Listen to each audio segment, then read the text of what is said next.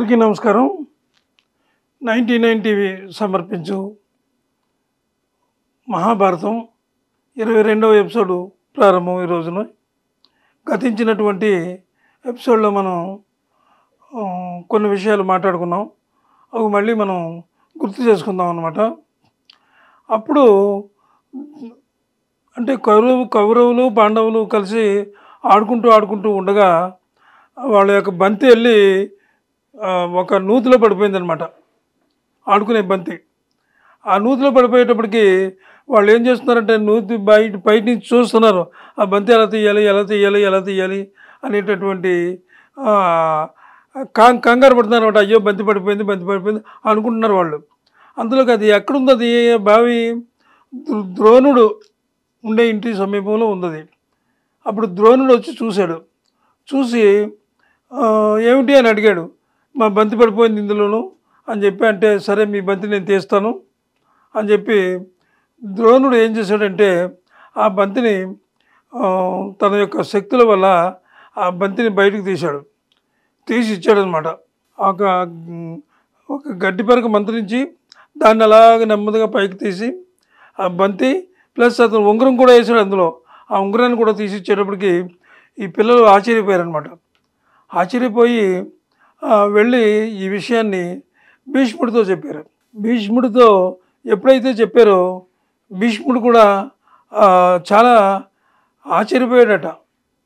అంటే బంతి అలాగే ఉంగరం కూడా పడేసి అంత పైకి తీసినటువంటి వాడు ఎంత గొప్పవాడో అని అప్పుడు ద్రోణుడికి కబురు చేశాడట భీష్ముడు. ద్రోణుడు వచ్చిన తర్వాత సరే విషయాలన్నీ మాట్లాడుకున్న తర్వాత మీరు చాలా గొప్పవారు, ఇంతటి శక్తి మీలో ఉందని మాకు తెలియదు. అయితే మీరు కౌరవులకి పాండవులకి మీకు వచ్చినటువంటి విద్యను బోధించమని ఆయన అడిగారనమాట. అంటే అంతకుముందు ఎపిసోడ్లో మనం చెప్పుకున్నాం, ద్రోణుడు చాలా పేదరికంలో ఉన్నాడని. అంటే అశ్వత్థామ ద్రోణుడి కొడుకు. అశ్వత్థామకి పాలు పెట్టడానికి కూడా డబ్బులు లేని పరిస్థితిలో ఉన్నాడని చెప్పి ఇంతకు ముందు ఎపిసోడ్లో మనం చెప్పుకున్నాం. అయితే ఇక్కడికి వచ్చిన తర్వాత ఇప్పుడు కురువంశానికి రాజగురువు అయిపోయాడు ద్రోణుడు.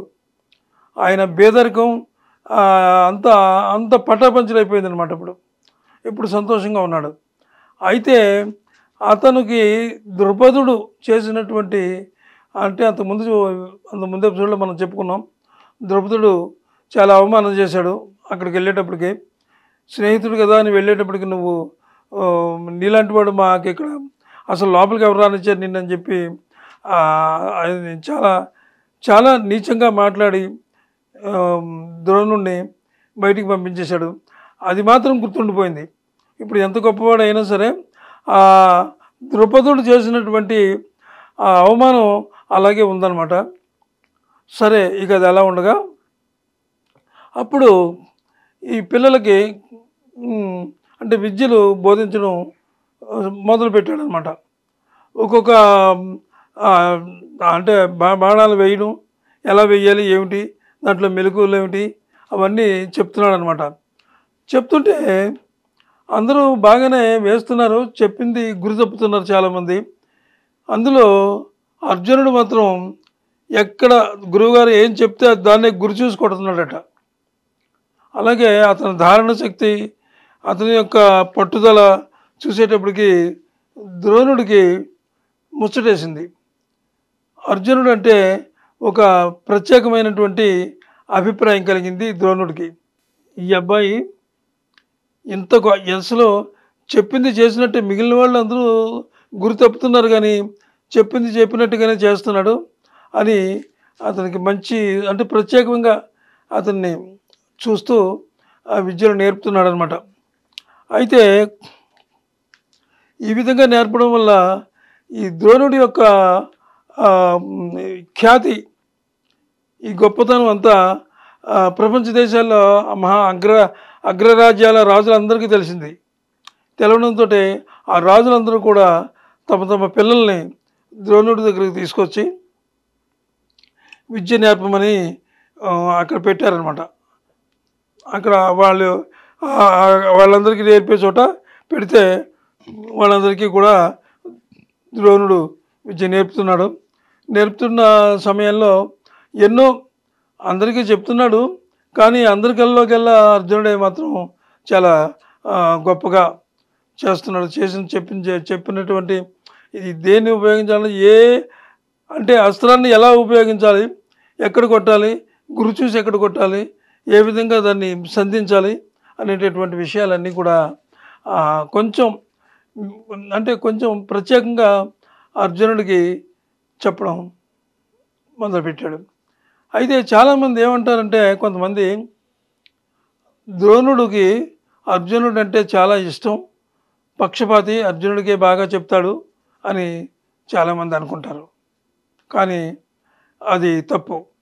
ఎందుకంటే ఒక విద్య నేర్పేటటువంటి ఒక గురువు దగ్గర 10 మంది ఉన్నారనుకోండి, 10 మందిలో లేదా 100 మంది ఉన్నారు, 50 మంది ఉన్నారు అనుకుందాం. అందులో ఒక విద్యార్థి చాలా తెలివితేటలు కలిగి అన్ని గురువుగారికి పేరు తీసుకొచ్చేటటువంటి పరిస్థితుల్లో గురువుగారు చెప్పినట్టు చేస్తేనే గురువుకి పేరు వస్తుంది కదా. మిగిలిన వాళ్ళు అడ్డదిడ్డంగా అక్కడెక్కడ అస్త్రాలు వేసి అవన్నీ బాణాలు వేసి గడిబిడి చేస్తే గురువుగారికి పేరు రాదు కదా. వీడు నా శిష్యుడు అని చెప్పుకోవడానికి ఆయనకి ఇంకెవరుంటారు? అంచేత అర్జునుడు అంటే ప్రత్యేకమైనటువంటి ఒక అభిమానం ద్రోణుడికి ఏర్పడింది. కాబట్టి అంటే కొంతమంది అంటారు ద్రోణుడు అంటే ఇష్టం, మాకు సరిగ్గా చెప్పట్లేదని. మీకు సరిగ్గా చెప్పినా మీరు వేయలేకపోతున్నారు కదా. అందులో కూడా కొంతమంది రాజకుమారులు అన్నారట, ఆయనకే మీరు శ్రద్ధగా చెప్తున్నారు, మాకు చెప్పట్లేదు అనేటటువంటి అభిప్రాయం కూడా వచ్చిందని ఆనాడు అనుకున్నారు. అలాగేం కాదు, అతను గురి చూసుకొట్టినట్టే మీరు గురి చూసుకొట్టండి. మీరు పేరు ప్రఖ్యాతులు తెస్తే గురువుగారికి పేరు నాకు వస్తుంది కదా. అంచేత మీరు అలాంటిది ఏం పెట్టుకోవద్దు, అందరూ కూడా చెప్పినట్టు చేయండి. అయితే అర్జునుడు మాత్రం ధారణ శక్తి ఉంది అతని దగ్గర, అతను చెప్పినట్టు చేస్తున్నాడు. కాబట్టి మీరు అలాంటి ఆలోచనలు ఏం పెట్టుకోవద్దు, చక్కగా విద్య నేర్చుకోండి అని చెప్పి ద్రోణుడు వాళ్ళందరికీ చెప్పాడనమాట. ఈ విధంగా జరుగుతుంది కదా. ఈ నేర్పుతున్న క్రమంలో ఒకరోజు ద్రోణాచార్యుల వారు అందరికీ కూడా ఒక పరీక్ష పెట్టాడు. ఆ పరీక్ష ఏమిటంటే, ఒక చెట్టు మీద ఒక పక్షి ఉంటుంది. అంటే చెట్ల గుబుర్ల మధ్య, ఆకుల మధ్య ఒక పక్షి ఉంది. అంటే అది పక్షి ఉందా లేకపోతే పక్షి బొమ్మ ఉందా అనేది మనం ఏదనుకున్నా ఒకటే.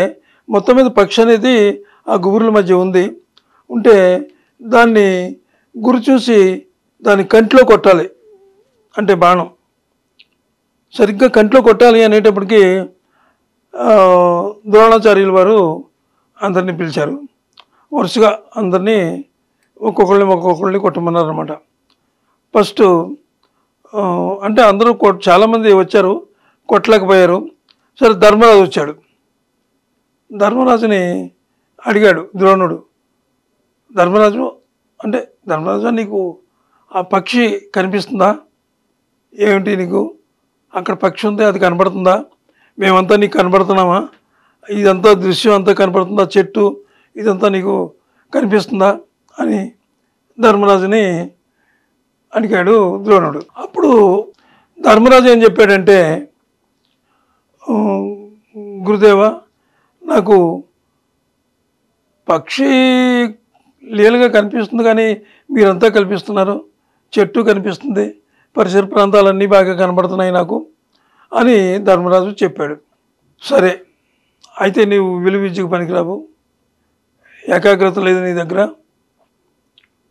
నిన్ను అంటే నీ సలహాలు అవి పాండవులకి ఉపయోగపడతాయి, కానీ నువ్వు విలువ విద్యలో గొప్పవాడు కాలేవని చెప్పి అన్న తర్వాత, అలాగే పాండవులు అందరూ కూడా చెప్పలేకపోయారు. ఆ పక్షి ఎక్కడుందనే విషయాన్ని, ఆ పక్షిని ఎలా ఉంది, పక్షిని చూస్తున్నారా మీరు అని అడిగితే, పక్షి కనపడుతుంది, చెట్లు కనపడుతున్నాయి, మీరంతా కనపడుతున్నారు అని చెప్పారే. కానీ ఏకాగ్రత పెట్టి చూసి ఆ పక్షిని చూసిన వాళ్ళు, కరెక్ట్గా నాకు ఆ పక్షి కనపడుతుందని చెప్పిన వాళ్ళు ఎవరు లేరు. అలాగే కౌరవుల్లో కూడా అందరినీ అడిగారు ద్రోణాచార్యుల వారు.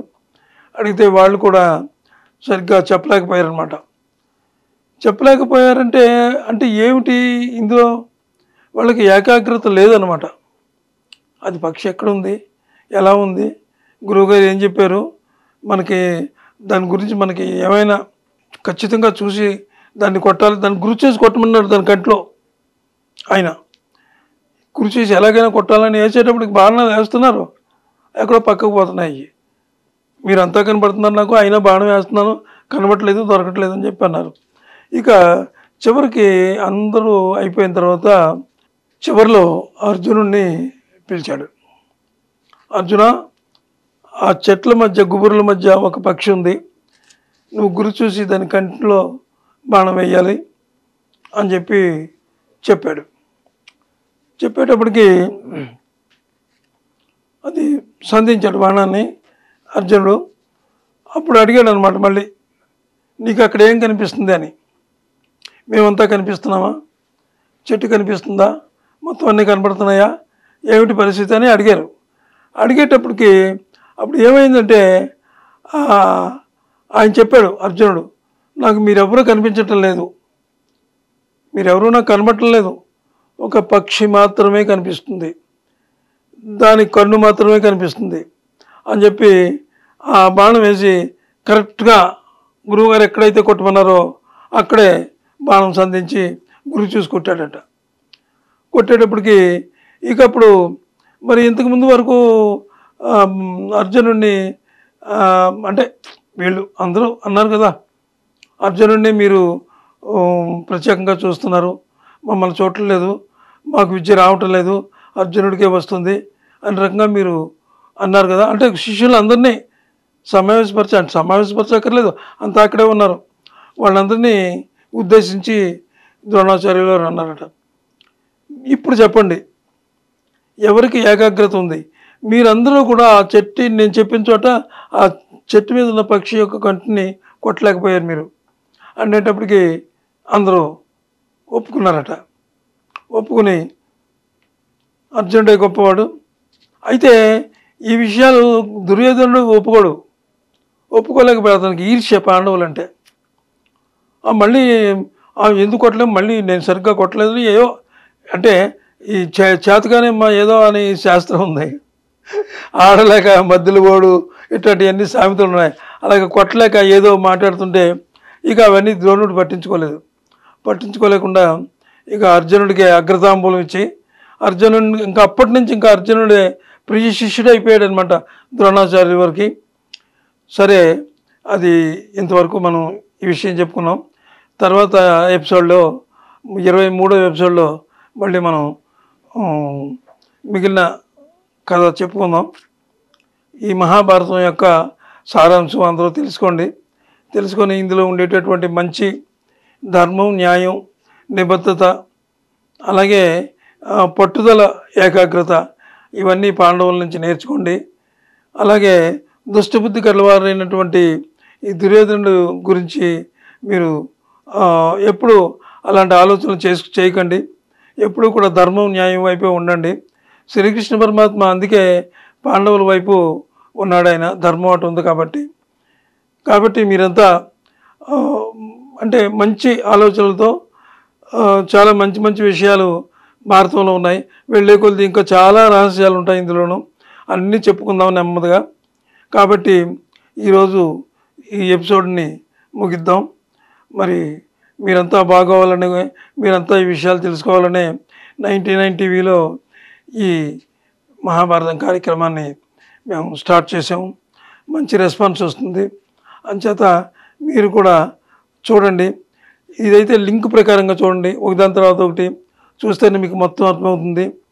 ఒకటి ముందు ఒకటి వెనక, ఒకటి ముందు వెనక చూడొద్దు. అలా చూస్తే మీకు ఎంత మాత్రం ఏమీ అర్థం కాదు. కాబట్టి చూడండి. సరే, అందరూ బాగోవాలని కోరుకుందాం. సర్వే జనా సుఖినో భవంతు. అందరికీ నమస్కారం.